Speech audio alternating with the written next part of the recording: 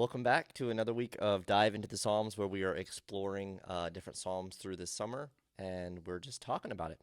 This past week, Brett brought a message from Psalm 84. For those of you who don't know us, my name is Marion Clifton. I'm the student minister here at Sardinia Church of Christ, and this is Brett.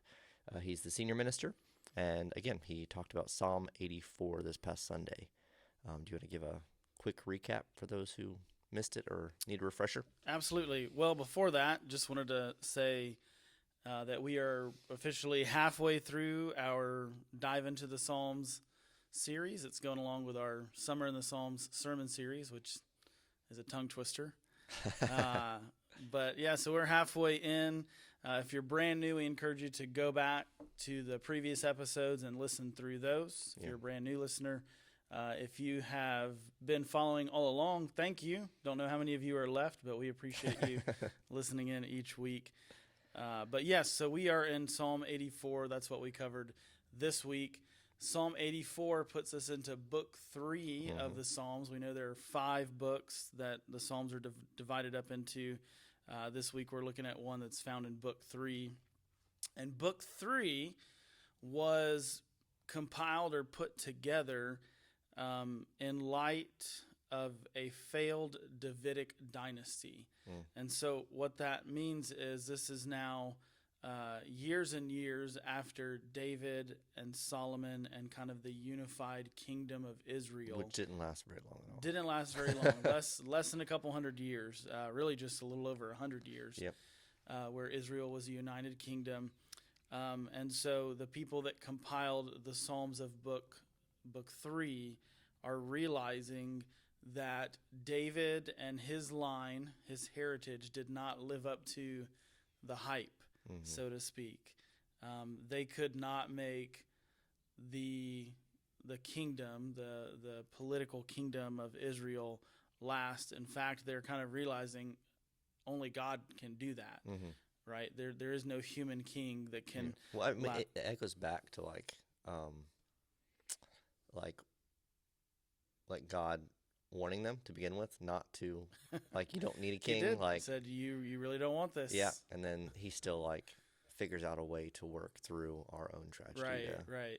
To Yeah, I've bring heard about it. redemption. I've heard it as God had a plan A, that he would be king, and the people said, nope, we want a human king, and so he kind of had this plan A revised, which was, hey, I'll give you a human king, but ultimately I'm still going to send Jesus to be king. God is still going to be king no matter what.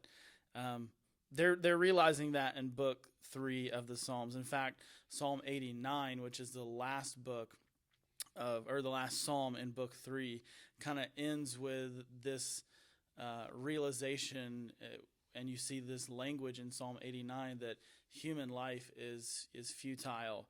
It is fleeting. Nothing lasts forever. So book 3 is made up primarily of Psalms of lament, where people are realizing, like, oh man, we thought that this was going to be different. We thought it was going to turn out different than the way it did. But kind of tucked in the middle there, Psalm 84 is this psalm of joy. It offers joy and hope, primarily with the joy that comes from being in relationship with God. That it's not about any human kingdom or success or power. That true happiness comes from being in relationship with God. But we also kind of saw in the psalm, just to set it up, that it's about a pilgrimage, right? It's about a journey. In this psalm, the psalmist is on this journey.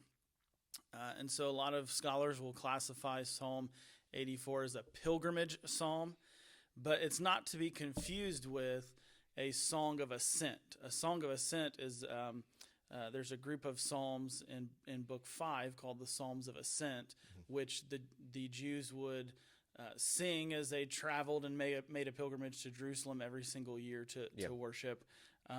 This is different from those. We'll look at a psalm or a song of ascent in just a couple of weeks. So that's kind of the background for Psalm 84. As far as authorship, there's a couple of different thoughts there. In your translations, a lot of translations, it might say it was written by the sons of Korah, or it's a psalm of the sons of Korah. We talked about the sons of Korah last week. We know that they were Levites that were charged with helping lead worship in the temple. But other translations say that they could have been psalms for the sons of Korah, meaning that the psalm wasn't written by them, but it was put together so that they could sing it, so that they could lead worship using that psalm. And so I came across one commentary that gave some reason to think that the author of this psalm actually could have been David. And several factors in the psalm kind of lead to that conclusion. Clearly, the psalmist is a person after God's own heart. They're longing to be with God, to be in the presence of God. We know that the Bible describes David as a man after God's own heart. The psalmist is kind of reminiscing about time spent in the temple in Jerusalem, but physically he's not there right now. And we know there were times, multiple times in David's life, when he was forced to flee Jerusalem. He couldn't be near the city. He couldn't be near the temple. The psalm is written and structured very similarly to Psalm 63, which we know that David wrote that one. Yeah.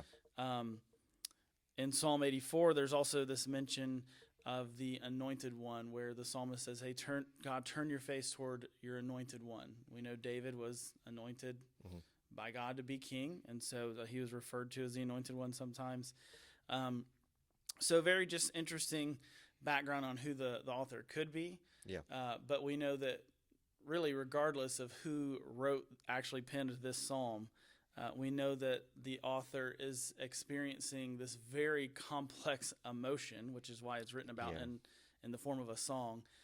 This emotion of, I feel so much joy when I think about my relationship with God, and yet I'm also torn and I'm sad because I'm currently not in his presence. I'm not experiencing that like I want to be, and so there's this longing to go back to that time and place when he did. Yeah.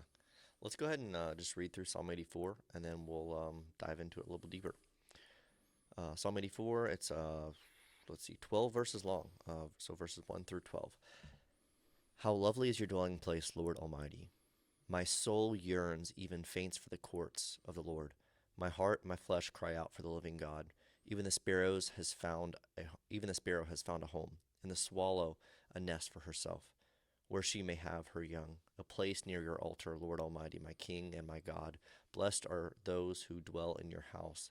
They are ever praising you. Blessed are those whose strength is in you, whose hearts are set on pilgrimage, as they pass through the valley of Baca, and they make it a place of springs. The autumn rains also cover it with pools. They go from strength to strength till each appears before God in Zion. Hear my prayer, Lord God Almighty. Listen to me, God of Jacob. Look on your shield, O God. Look with favor on your anointed one. Better is one day in your courts than 1,000 elsewhere. I would rather be a doorkeeper in the house of my God than dwell in the tents of the wicked. For the Lord God is a sun and shield. The Lord bestows favor and honor. No good thing does he withhold from those whose walk is blameless. Lord Almighty, blessed is the one who trusts in you. When we look at the first half of that psalm, we really get the feeling that this person is experiencing a great sense of nostalgia. Yeah.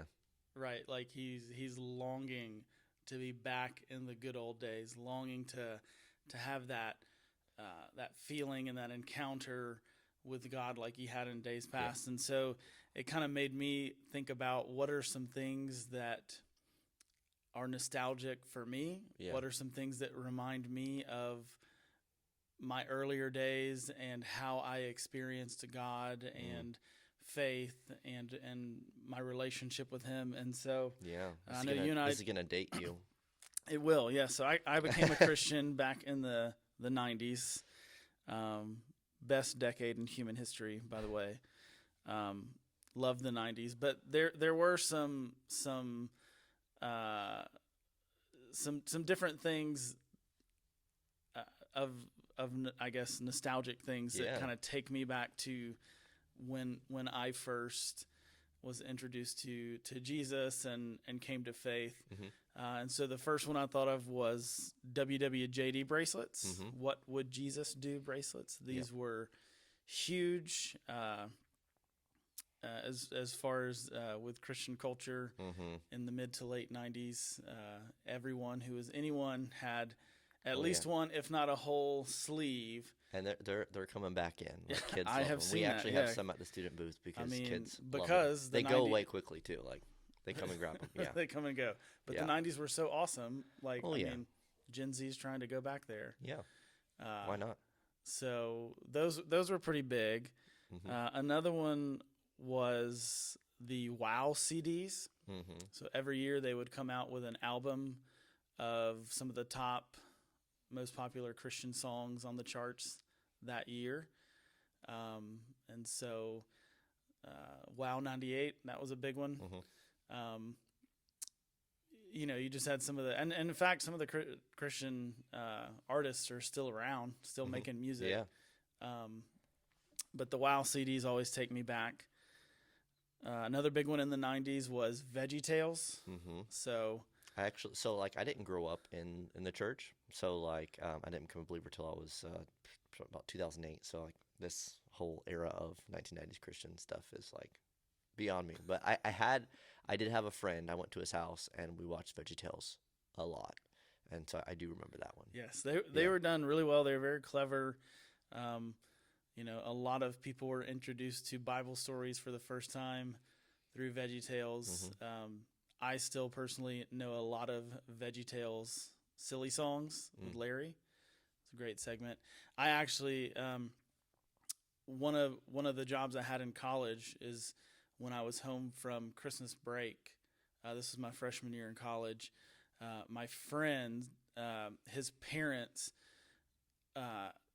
worked at it was a kiosk in a mall that would make personalized VeggieTales products for kids and families. So you could get like a CD with all of the VeggieTales songs on it, but you could customize it to where they would sing your name in some of the songs they'd be singing to you. Or you could get books where they would be, telling the story and you're a character in the story.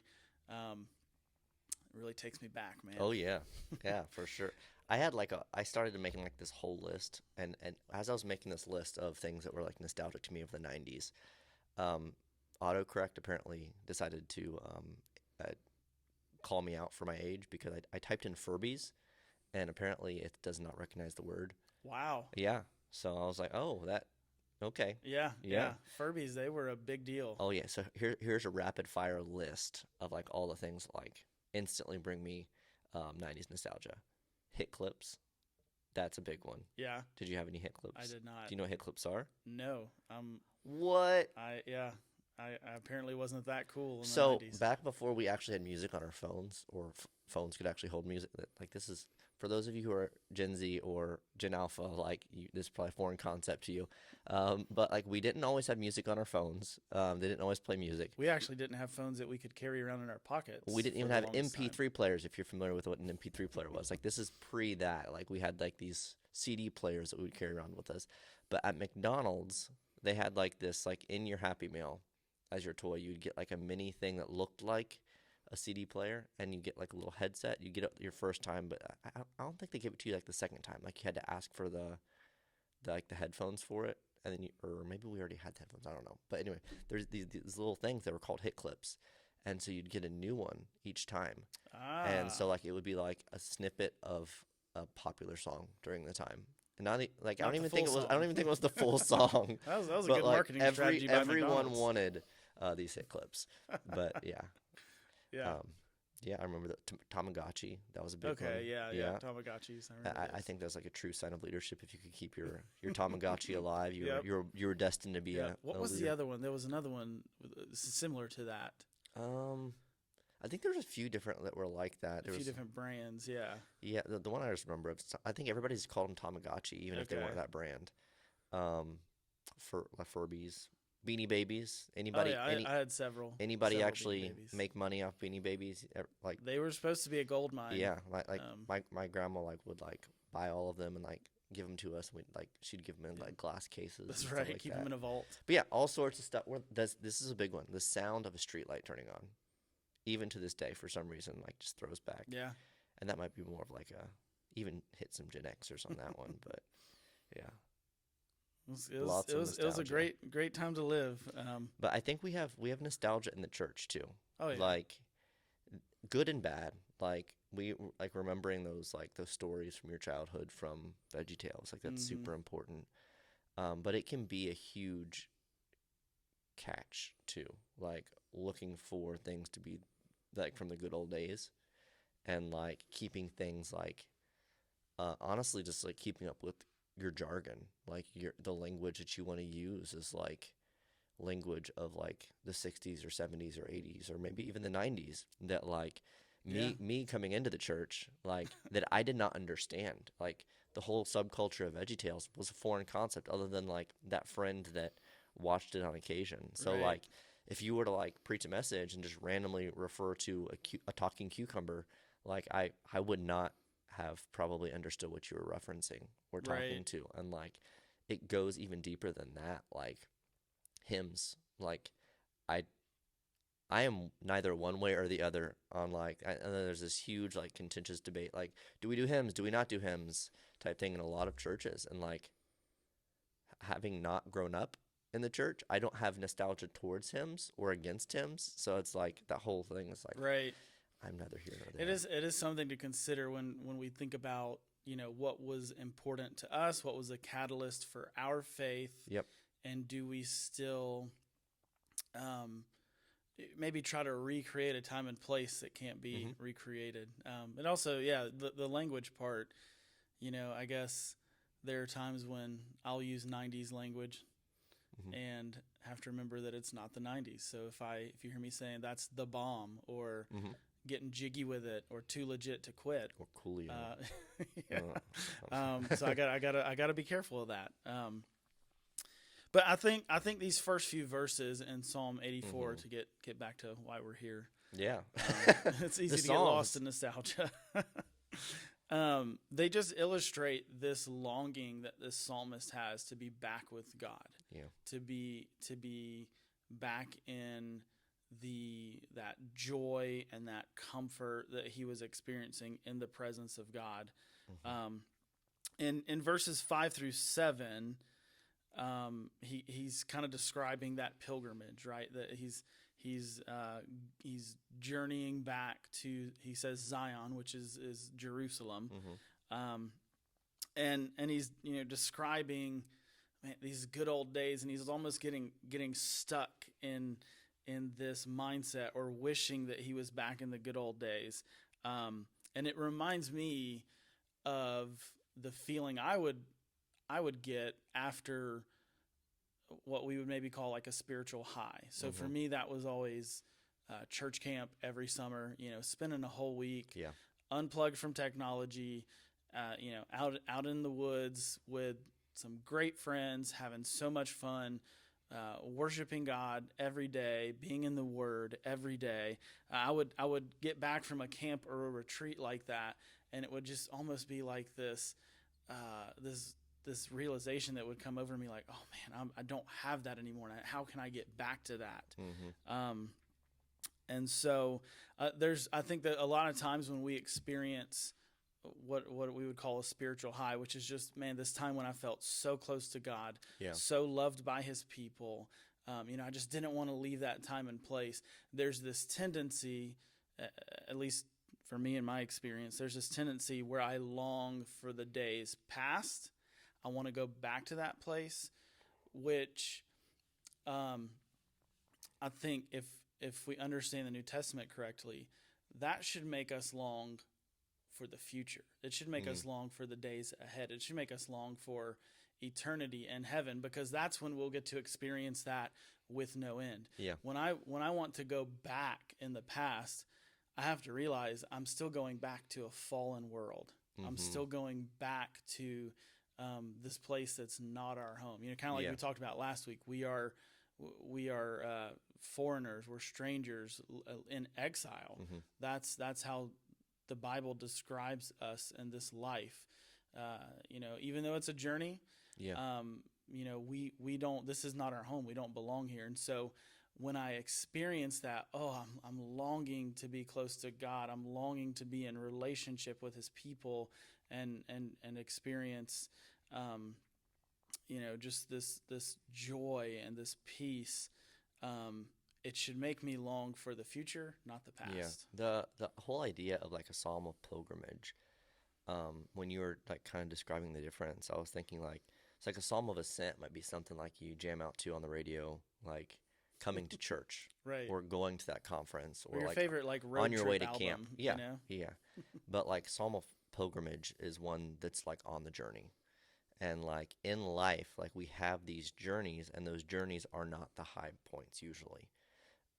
And just throughout like church history, like there's this history of like spiritual formation and like how to grow spiritually. And there's this conversation that they have on these two like mountaintop experiences and valleys is kind of the way they describe it. But consolation and desolation, like moments where we have experienced God move in powerful ways, and then you find these moments of pilgrimage where you're on the journey and you're longing back to be in God's courts, to be worshiping Him, yearning for that moment like in the past. And the reality is, I would say the majority of our faith is not in the moments of consolation, but in desolation, because we're living through trials, we're going through day-to-day life, and I think that's one of the powerful things about Psalms like this. Like we can remember those moments of like that is how God did move, and Right. it should build our faith. Like it should help grow us, but also like we shouldn't be stuck in that. Like we should still be longing for like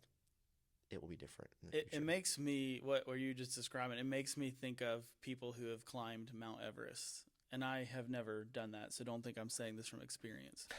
But I've heard several speakers talk about their experience doing that, and I mean, you have to train for a long time, right? And then once you actually the actual act of climbing Everest, I mean, it's days, and you go up and you get acclimated. You come back down. You go up.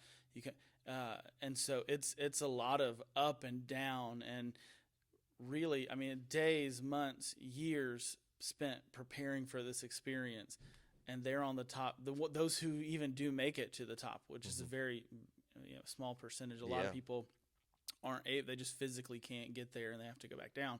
But the ones who do are not up there for very long at all. The majority of their time is spent I never thought about that. at the bottom and journeying toward the top.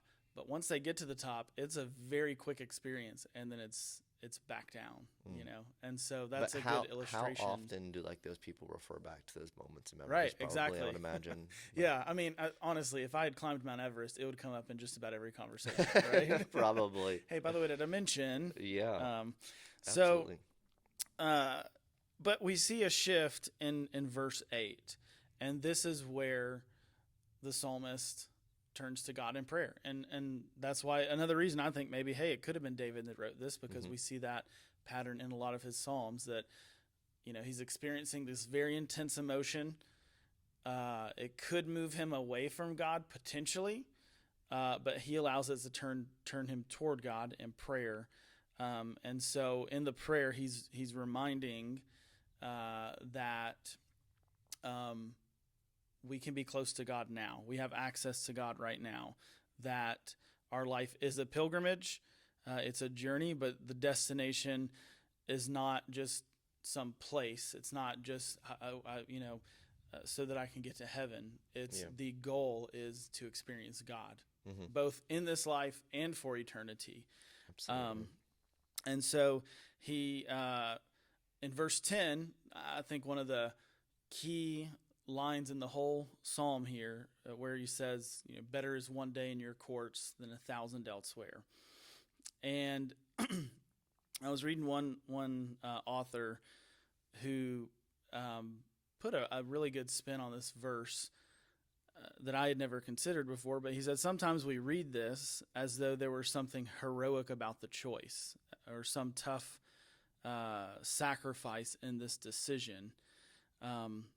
But he said, there's actually nothing of the kind. This psalmist was a man of the most profound common sense. And so we look at it and go, well, oh man, I'd rather spend one day in the courts of the Lord or in the house of the Lord than 1,000 elsewhere, as if to say like, well, 1,000 days over here would be pretty good, but this would be slightly better. And so like, it's this really tough choice to make. But for the psalmist, whether it was David or son of Korah, whoever, it was an easy choice. Right. It was a non-choice. Like, of course, I would rather spend one day in God's presence than 1,000 days not in His presence. Like that's it's a no-brainer. And so, I think the point here is that the psalmist is realizing any time you can spend with God and in His presence. Any moment you have with Him is going to be better than anything else you can order your life around. Yeah. And we don't have to go to a physical place to do that. Yeah. You can experience God's presence anywhere. I know you kind of had a story about that. I got two things, actually. Okay. So I found this book in a flea market. We actually just got it because it looked cool. And then I opened it up, started reading it, and it was literally one of the best books I've ever gotten on spiritual formation and stuff. Didn't even know it was like a spiritual book when I got it. You probably found it in a 90s flea market, I would assume. There was a lot of it was in the middle of nowhere, Eastern Kentucky. That well, not in the middle of nowhere, it was Morehead, Kentucky. So I think that book was probably written a little bit before the 90s. A few years. Yeah, definitely. So it's actually two books, and one of them is called The Practice of the Presence of God by Brother Lawrence, which is, I don't even know what time period it comes from, honestly. I don't remember either. It's over 100 years old, though. Well, I'd say it's several hundred years old. But in the preface, it talks about like this guy's disposition or like his inclination towards how he relates to God. And it says this, it says, he could say, the time of business does not with me differ from the time of prayer. And in the noise and clatter of my kitchen, while several persons are at the same time calling for different things, I possess God in as great tranquility as if I were upon my knees at the Blessed Sacrament. So like on and on throughout this whole thing, he's talking about like how do you find the presence of God and recognize that presence. And the whole thing starts out with like he would like be washing dishes, and that would be as holy of a place to him as like being in the sanctuary, as he mentioned, like literally like taking communion and like being in like the most holy of potential places. Or like at that conference or in those moments, like if he can't find the presence of God in the everyday things, he says there's something that's off, there's something that's wrong. And I think that's like hopeful for us because we think we have to like set apart these massive parts of our day. And this comes to the second thing. Like we have 2 toddlers at home that are sometimes chaotic. And so like I think that's a practical scenario. Like he literally, like what were those? I didn't even realize that he had said this. He mentions the kitchen for sure. Yeah, in the kitchen, the noise and clatter of the kitchen, while several persons are at the same time calling for different things. That is toddlers. Yeah. That is children in general. So like if you're in a stage of life where like it's hard to find those quiet moments, there was this lady on Instagram that talked about this practice where she actually just opens her Bible and sets it on the counter. And so, like, if she can get through half of a verse in, like, those 5 seconds where the kids aren't pulling at you, that's better than nothing else. And I think this is what this psalmist is talking about. It's better to have any moment spent with God than none at all. Yep. And so, like, you can come back and revisit, just keep the Bible open and come back to, like, the second half of the verse an hour later when you're finally not occupied. Obviously that's not ideal. You do want quiet moments and moments of solitude where you can do that, but like if it's not possible, better is those small moments than none at all. And I think for the New Testament Christian, because this psalm was written in the Old Testament under the Old Covenant, that last verse, it says no good thing does God up or withhold from those whose walk is upright. Blessed are those who trust in the Lord. And so under the Old Covenant, the idea was if your walk is blameless, if you walk upright, meaning if you follow the Lord and obey Him, then he will not withhold any good thing from you. That was the old covenant. It was based on obedience, but God knew that none of us were ever going to be able to be obedient enough. So he gave us a new covenant under Jesus, which says, you trust me, you put your trust in me. I give you every spiritual blessing in Christ, everything you need so that you can walk upright. So we have access to God and all of his blessings beforehand, and that allows us to be obedient. That allows us to walk upright. Yeah. And the key for us as New Testament Christians is that we have his Spirit inside us. So like you said, the washing the dishes in the kitchen is just as a holy of a place as in a church sanctuary or somewhere else that, traditionally we've thought, oh, this place is very holy. No, if you have the Holy Spirit, wherever you go is the holiest place in the world. Yeah, absolutely. Which, I mean, like, if you think back to like what he's talking about with the courts and stuff like that, like your dwelling place and all these things, like he's probably thinking in terms. I mean, if it's David, he's probably not thinking in terms of the temple because the temple hadn't been built yet. But like, he's definitely probably thinking about like the inner holy of holies, or that area, or at least the outer courts, like the tabernacle or something like that, where God dwells. But like, the Spirit dwells within us. Yep. This has been just a great psalm to explore and to dive into. The just the fun and the experience of nostalgia and thinking back to the good old days, but then also the realization that the good old days are ahead of us. That because of who God is, because of the access we have to him through the Spirit in Christ, that the better days are ahead, and we can now and always experience his goodness and his presence. Absolutely. This has been a really, really good psalm. Any other final thoughts on Psalm 84? Nope, that's it. Just, I would say, awesome. Maybe go down your own nostalgia journey and think about what are some of the things that have been instrumental in your faith journey, that have been instrumental in your faith, and just help get proper perspective on those. That there are some things that are tied to a time and place in history that we can't go back to, but like we said, they're kind of that mountaintop experience that we reflect on, that helps gets us through some of those valleys. For sure. And kind of encourages us along the way as we remember those things. But ultimately, the place we're going to it's not a physical destination, but the destination is God himself. It's our relationship with him. For sure. Awesome. Well, this has been a great psalm to explore. If you don't have a church family, we would absolutely love to have you here with us on Sunday mornings, 10 a.m. right here at Sardinia Church of Christ. Otherwise, you can follow us on social media. We're on Facebook, we're on Instagram, we're on YouTube.